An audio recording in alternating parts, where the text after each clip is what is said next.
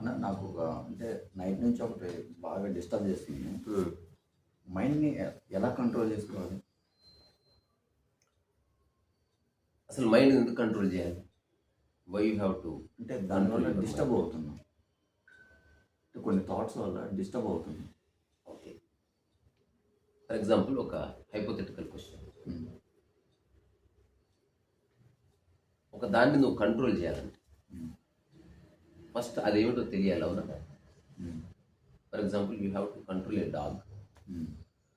Are you have to control a tiger, hmm. Then you have to control a dinosaur.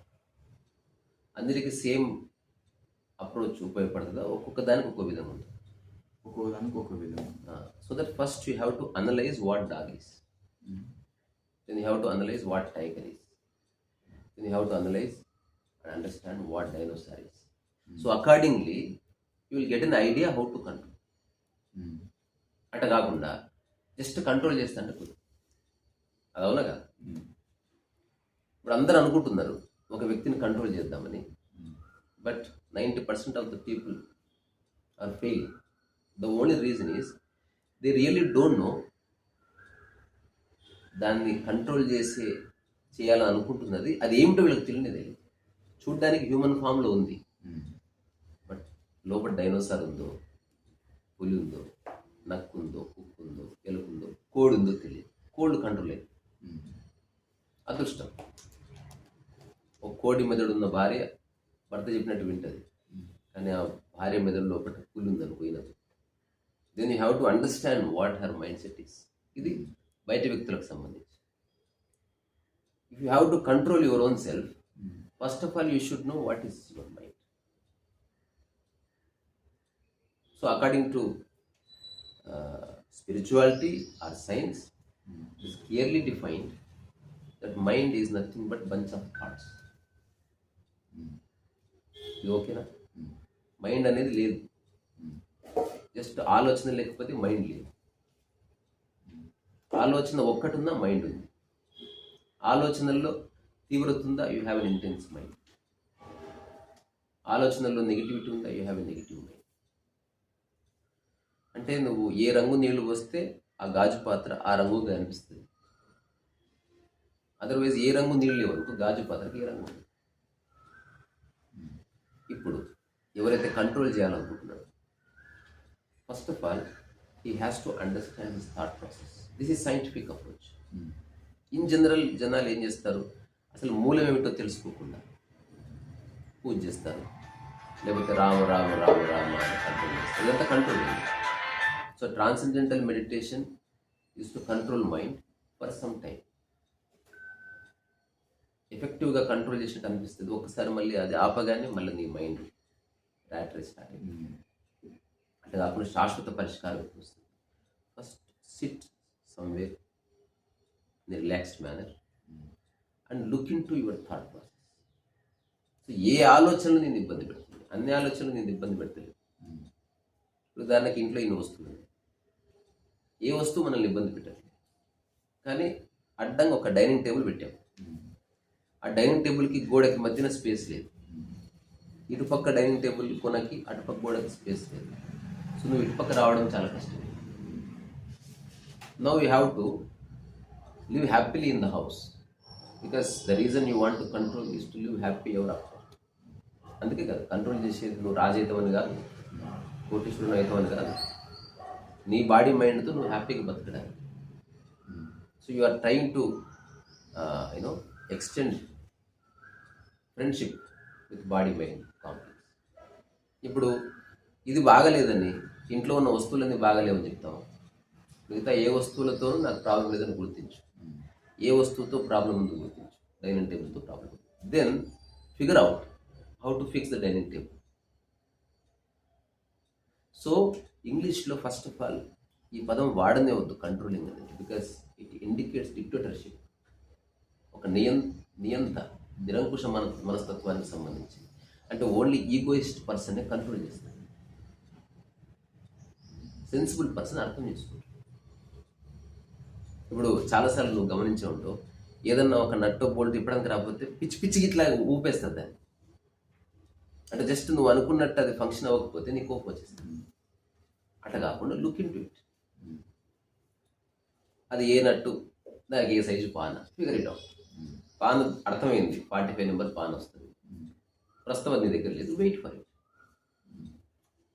After 3 days somebody gave it, Bharat bandh అయిపోయింది, shops open చేశారు. Any 45 పాన విడ్డు ఒక సెకండ్లో open అయ్యి.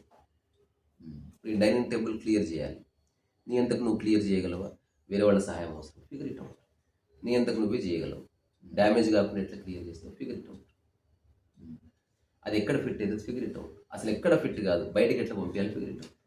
బయటకు పంపిస్తే నీకు బాధ అవుతుందో, ఫిగర్ ఇట్ అవుట్. దీన్ని తత్వశాస్త్రంలో, దర్శన శాస్త్రంలో ఎపిస్టమలాజీ అంటే మీమాంస. అంటే ఊరికే నువ్వు ఏం నిర్ణయం చేస్తావు. ఇప్పుడు హాస్పిటల్లో సర్జన్ ఒక ఆపరేషన్ చేసే ముందు నేను ఖాళీ ఉన్న పడుకోమా పోషిస్తానంటే వాడు ప్రిపేర్ చేస్తాడు. So first you have to prepare your mind and body.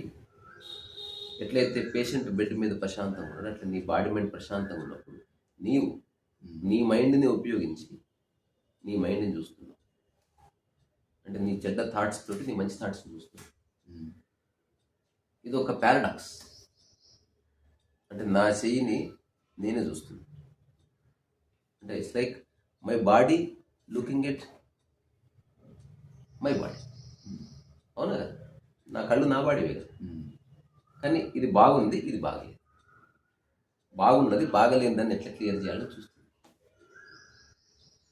This is a process and we have to understand the process, otherwise నాశనం చేస్తూ చేయండి. సో భాషలో ఐసే we should never use few words like controlling the mind. అట్లా కాకుండా use another word, regulating the mind. Fan ఎప్పుడన్నా on చేస్తే పక్కన చిన్న కట్క ఉంటుంది, 1 number 2 number 3 number 4 number 5 number. ఎందుకు ఉంటుంది? You are regulating the speed. Hence వాతావరణం తగ్గట్టు నువ్వు గాలిని ఆస్వాదించవచ్చు. అంటే కాకుండా ఆ రెగ్యులేటర్ లేదనుకో, చలికాలమైనా ఎండాకాలమైనా బయ్యం తిరుగుతుంది. మన మైండ్ రెగ్యులేటర్ లేని కారణంగా అది ఫస్ట్ ఆఫ్ ఆల్ అడ్డగోలుగా పనిచేస్తుంది. Bring regulation first. Then another word in language, articulation. Regulation ఉంది, దాన్ని ఆర్టికులేట్ కూడా చేయాలి, అంటే క్రమబద్ధీకరించాలి కూడా. ఏ మేరకు అవసరం. ఎగ్జాంపుల్, రెగ్యులేషన్ ఉంది, ఇక్కడ పడుకుంటున్నాం, కానీ 3వ నెంబర్ పెడితే చలేస్తుంది, 2వ నెంబర్ పెడితే ఉక్క వస్తుంది. ఇప్పుడు ఆర్టికులేట్ చేయాలి. Adjust the bed, rise your bed little high, sleep little away from fan, so that నీకు కావాల్సిన గాలి దొరుకుతుంది. మళ్ళీ నువ్వు ఫిక్స్ కాక రిజిడ్గా ఉండవు. ఇక్కడ నేను పడుకునే ప్లేస్ ఇది, ఏదేమైనా నాకు ఇట్లే గాలి రాదు, అట్లా ఐసన్ అయ్యి ఉంటా.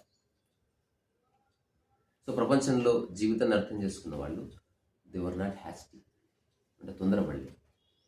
They slowly try to understand. They took 1 or 2 years, 3 years, 4 years, sometimes 12 years also, just to understand mind. ఒకసారి 12 hours అయిపోతే నెక్స్ట్ ప్రతిక్షణం నువ్వు ఆనందంగా గడపచ్చు, బికాస్ నీ మైండ్ నీకు అర్థమైపోయింది. ఇప్పుడు how to assess the mind, not control the mind. ఏ ఆలోచనలు నీకు నిజంగా ఇబ్బంది పెడుతుంది? ఇప్పుడు నేను చెప్తాను, ఒక యువకుని ఇబ్బంది పెట్టే ఆలోచన సెక్స్ అంటే. వేరే ఏ ఆలోచన ఇబ్బంది పెట్టదు, డామినెంట్లీ అది డామినేట్ చేస్తుంది. కొంచెం ఇంకేదన్నా ఉందనుకుంటే మనీ ఇబ్బంది పెట్టదు, కెరియర్ ఇబ్బంది పెట్టదు.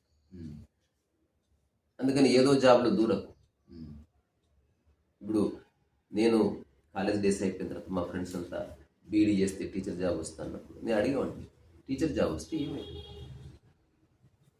అంటే వాళ్ళు చెప్పారు, మంచిగా శాలరీ వస్తుంది, సరిపోకపోతే అని అడిగితే జవాబు లేదు. ఇది నాకు ఎప్పటి నుంచో ఉన్న ప్రశ్న. శాలరీ వచ్చింది, అది ఫిక్స్ అయిపోయింది, గోడకేసిన సుందరంలాగా. నీ జీవితాన్ని నువ్వు తాకట్టు పెట్టిందో ఉద్యోగానికి, అక్కడికి లిమిట్ అయిపోయింది. ఇప్పుడు నీకు 10,000 వస్తున్నాయి, 4,000 ఖర్చులు ఉన్నాయి, ఫైన్ 6,000 మిగులుతున్నాయి. No you are happy. సడన్గా ₹1,00,000 ఖర్చు వచ్చింది, నువ్వు జాబ్ వదిలేసిపోలేవు, ఎందుకంటే చాలా కాలం అయింది, నీ మైండ్ దానికి ట్యూన్ అయింది, నువ్వు అప్పు చేయాలి.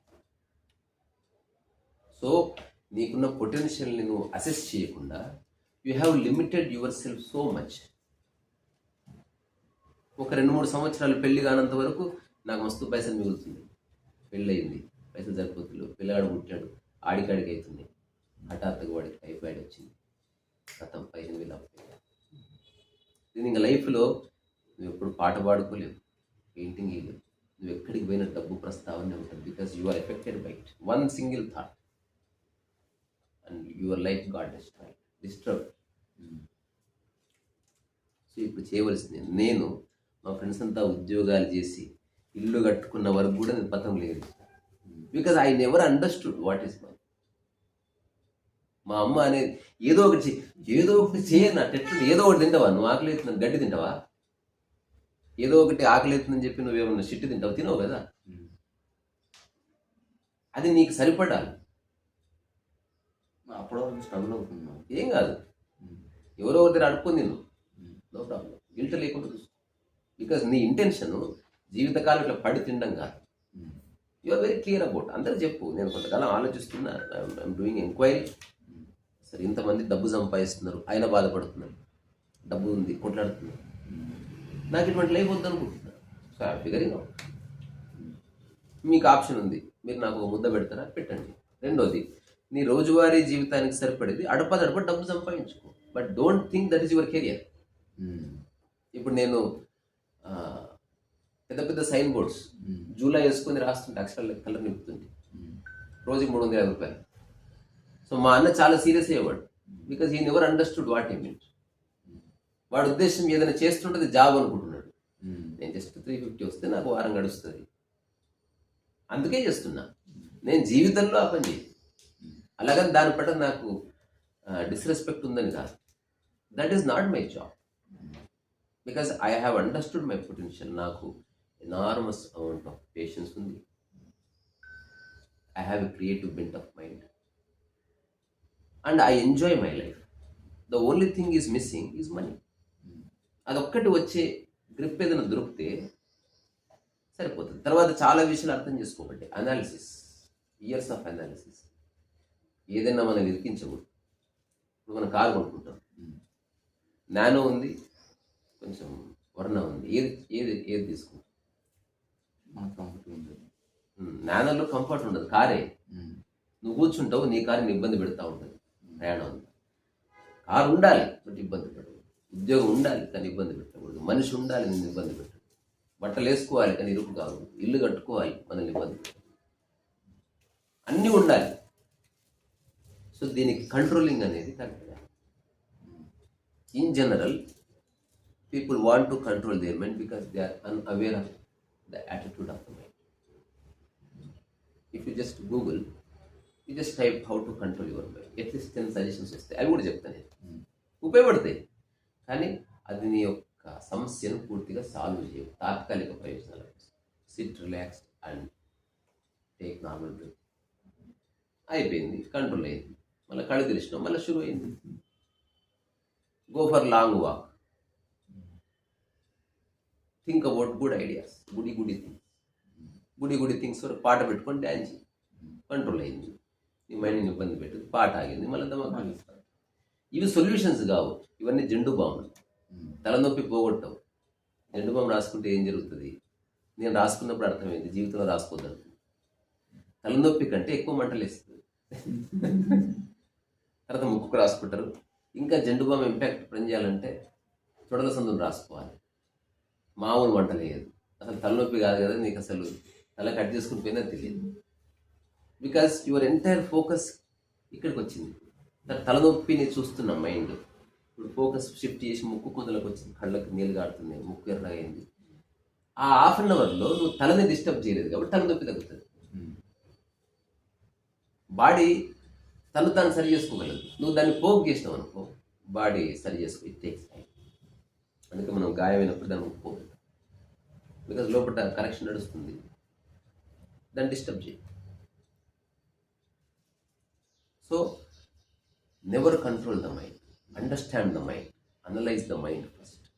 నీకున్న థాట్స్లో ఏ థాట్స్ నేను ప్రిడామినెంట్గా ఇబ్బంది పెడుతున్నా ఈ టైంలో. ఎవ్రీ 10 yearsకి నీది ఒక థాట్ వస్తుంది నీ లైఫ్లో. ఎల్లకాలం కుదరదు, నిరంతర ఎరుక అవసరం. You have to be aware of your thought process all the time, ఎక్కడన్నా. Because your mind is contagious. తెలుసా కంటిజియస్ అంటువ్యాధి. సర్ది కంటేజియస్, కరోనా వైరస్ కంటేజియస్. అందుకే మనం మాస్క్ వేసుకుంటాం. కనబడదు, కుక్క వస్తే కనిపిస్తుంది అది వచ్చినట్టు, వైరస్ కనబడిస్తా ఉంది, ఎప్పుడు వస్తుందో తెలియదు. అది వచ్చి నీ బ్లడ్లోకి వెళ్ళిపోయి అది నువ్వు మేలుకునే లోపే కొన్ని లక్షల కోట్ల కణాలను తయారు చేసుకుంటావు. అంతకంటే ర్యాపిడ్ కంటేజియస్.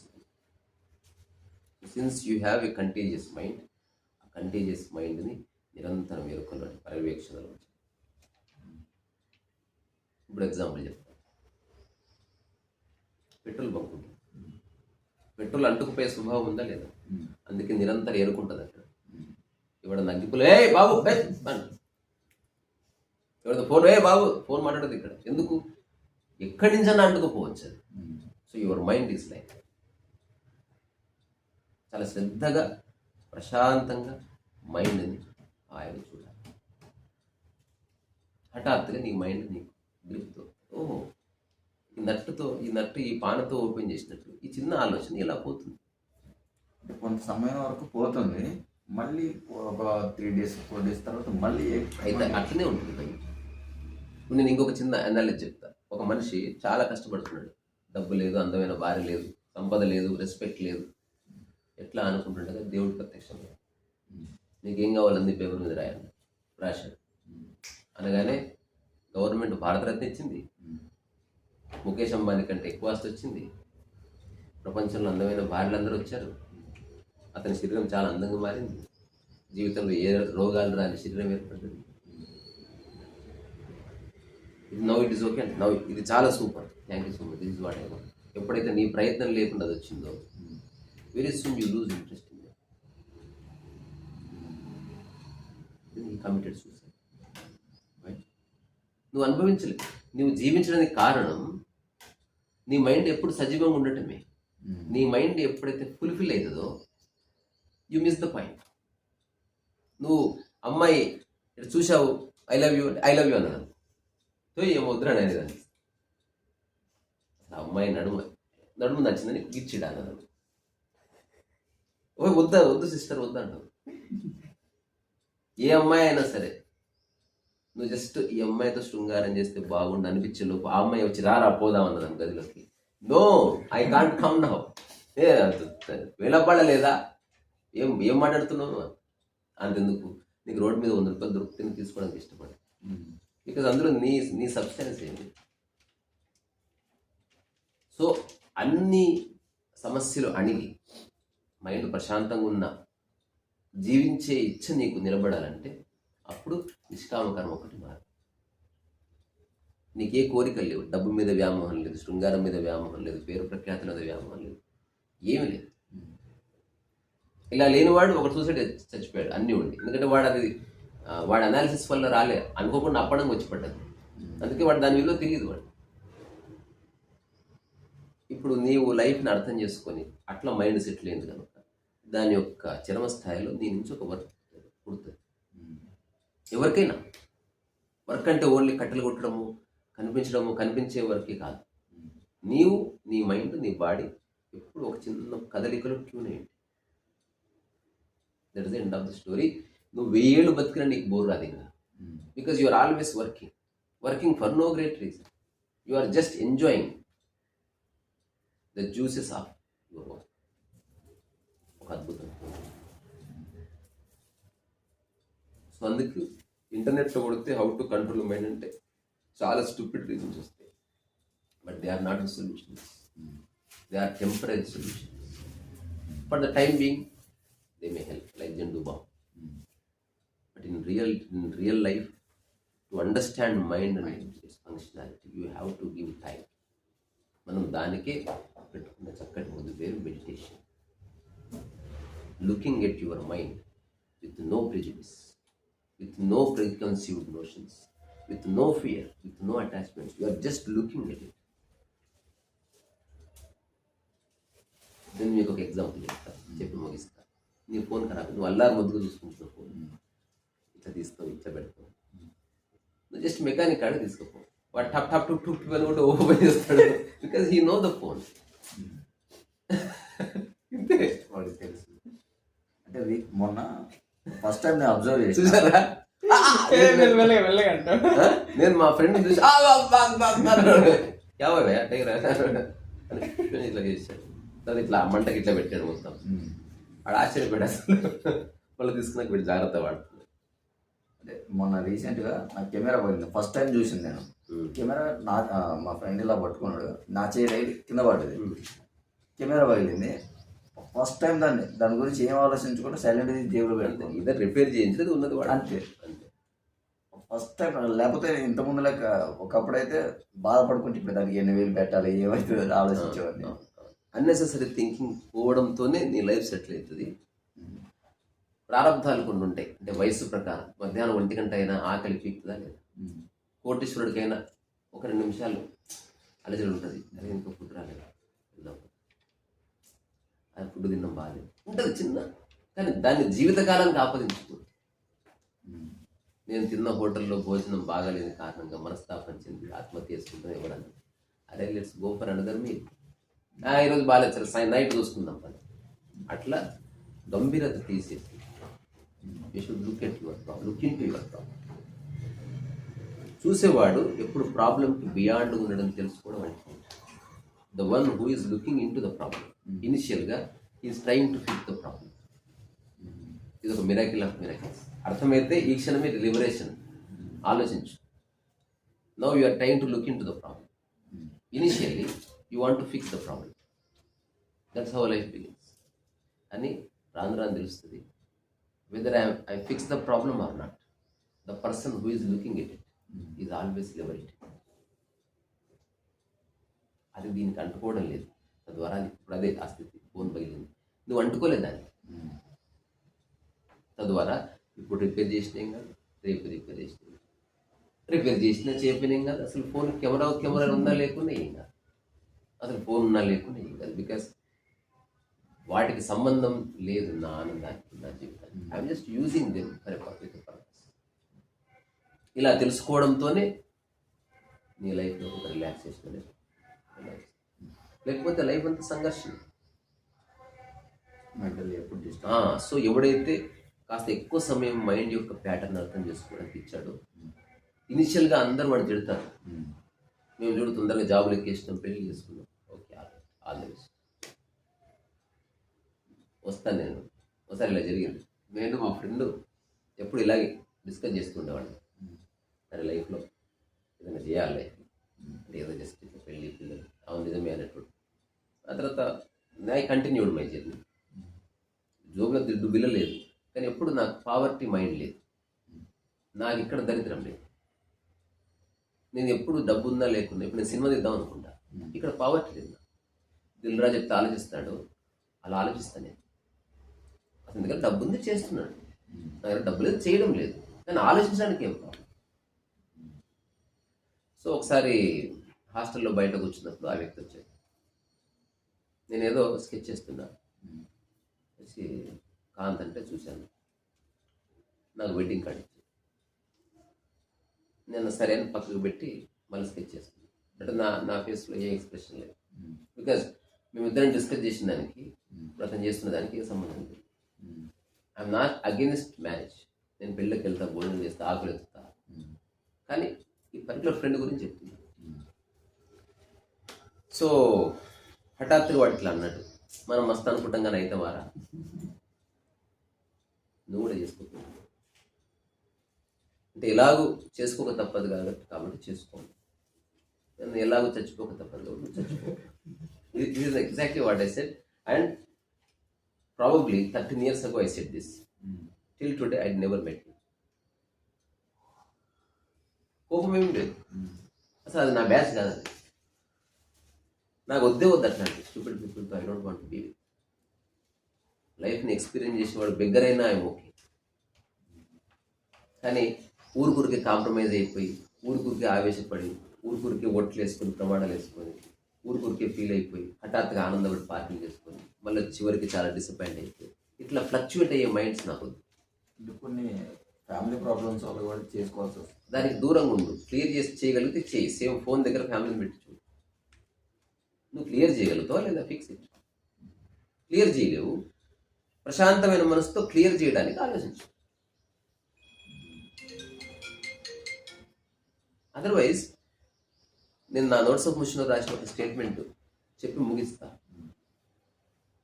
ఒక కన్ఫ్యూజ్డ్ మైండ్తో నువ్వు ఎప్పుడైతే ఆలోచిస్తావో తద్వారా నువ్వు పొందే సొల్యూషన్లో కన్ఫ్యూజనే ఉంటుంది. ఒక ప్రశాంత చిత్తంతో నువ్వు ఆలోచించకపో ప్రశాంతతనే ఉంటుంది దానికి. వంట వచ్చినోడు వంట చేస్తే వంట మంచిగానే అవుతుంది.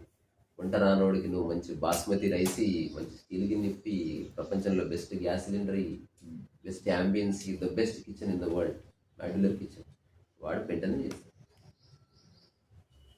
ఎవరెవరైతే వాళ్ళ జీవితాలని సెటిల్ చేసుకోవాలని ట్రై చేస్తున్నారు మనుషులు, they have no idea what they are. నేను చూశాను నా ఊర్లో ఏదైనా ఇంట్లో గొడవ అయితే అందరికి సలహా ఇస్తాను, వీరింట్లో గొడవ అయితే వాడు సలహా ఇస్తాడు.